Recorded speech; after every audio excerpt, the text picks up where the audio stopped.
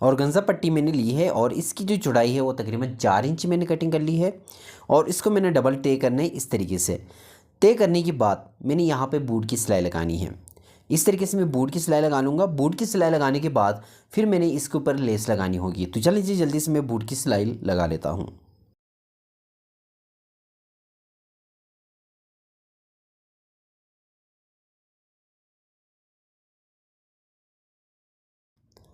पट्टी पे मैंने सिलाई लगा दी है। इसी तरीके से आपने पट्टी पे सिलाई लगानी है।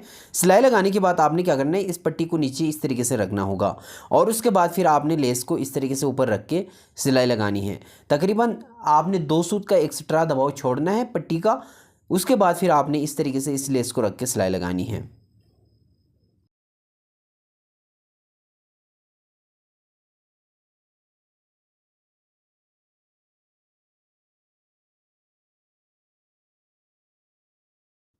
पट्टी पे मैंने लेस लगा दी है। इसी तरीके से आपने पट्टी पे लेस को लगा लेना है। लेस लगाने के बाद आपने क्या करना है, बाजू के ऊपर इस लेस को रख के लगा लेना है। तो मोरी पे मैं इस तरीके से इस लेस को रख लूँगा पट्टी के साथ और यहाँ पे इस तरीके से तकरीबन 1 इंच का दबाव छोड़ते हुए मैंने इस तरीके से यहाँ पे रखना है और उसके बाद कपड़े को फोल्ड करके सिलाई लगानी है। इस तरीके से ये देखें, इस तरीके से फोल्ड कर लूँगा। फोल्ड करने के बाद यहाँ पे किनारे की सिलाई लगाते हुए इस लेस को मोरी पे लगाना होगा।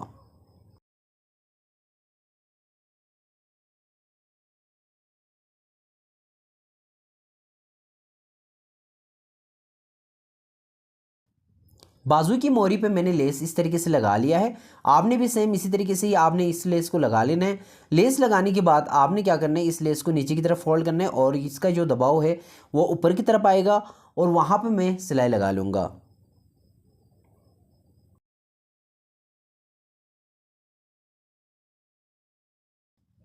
बाजू पे सिलाई लगाने के बाद आपने क्या करना है, डबल धागा आपने ऊपर मशीन पे भर लेना है और उसके बाद आपने मोरी पे निशान लगाने हैं 1.25 इंच के गैप से।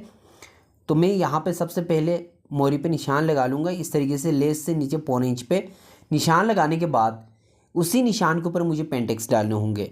तो इस तरीके से मैंने निशान लगा लिए हैं। निशान लगाने के बाद मैंने कपड़े को इस तरीके से फोल्ड करना है और उसके बाद किनारे की सिलाई लगाते हुए 4 से 5 पेंटेक्स डालने होंगे। आप जितने मर्जी पेंटेक्स डालें, दो भी डाल सकते हैं और 3 भी, 4 भी और 5 भी पेंटेक्स डाल सकते हैं। वो आप अपनी मर्ज़ी के और जो के बाजू का दबाव है आप उस हिसाब से पेंटेक्स डाल सकते हैं। तो इसी तरीके से मुझे पेंटेक्स डालने होंगे और तकरीबन मैं 5 पेंटेक्स डालूंगा। तो चलिए जल्दी से मैं 5 पेंटेक्स डालता हूँ और उसके बाद फिर मैं आपको दिखाता हूँ आगे क्या काम करना है।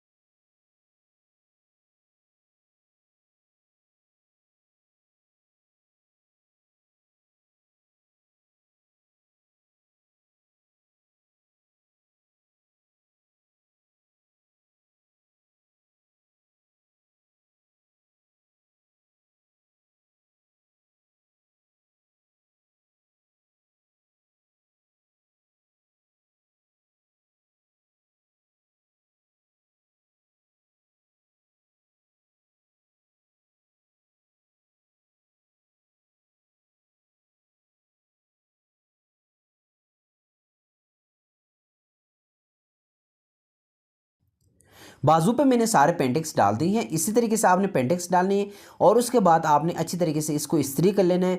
तकरीबन पेंटेक्स से 1 इंच का दबाव छोड़ते हुए मुझे इस तरीके से यहाँ से कटिंग कर लेना होगा। ये देखें, इस तरीके से कटिंग कर लेने के बाद मोरी साइड पे मैंने इस तरीके से इस पट्टी और लेस को लगा लेना है। ये देखें इस तरीके से। तो मैं इस तरीके से लेस को लगा लूँगा। लगाने के बाद फिर मुझे इस पट्टी को आगे मोरी के साथ या बाजू के साथ अटैच करना होगा।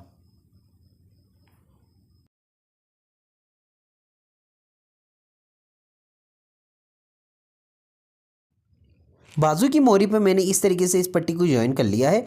ज्वाइन करने के बाद बाजू के आगे जो मोरी है उस पर भी मैं इस तरीके से लगा लूँगा।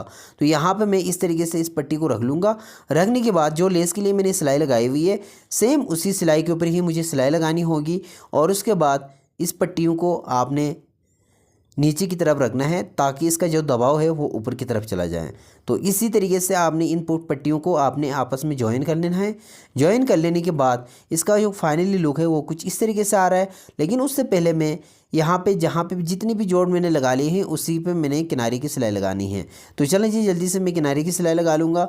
सिलाई लगाने के बाद फिर मैं आपको दिखाता हूँ इसका फाइनली लुक क्या और कैसे लग रहा है।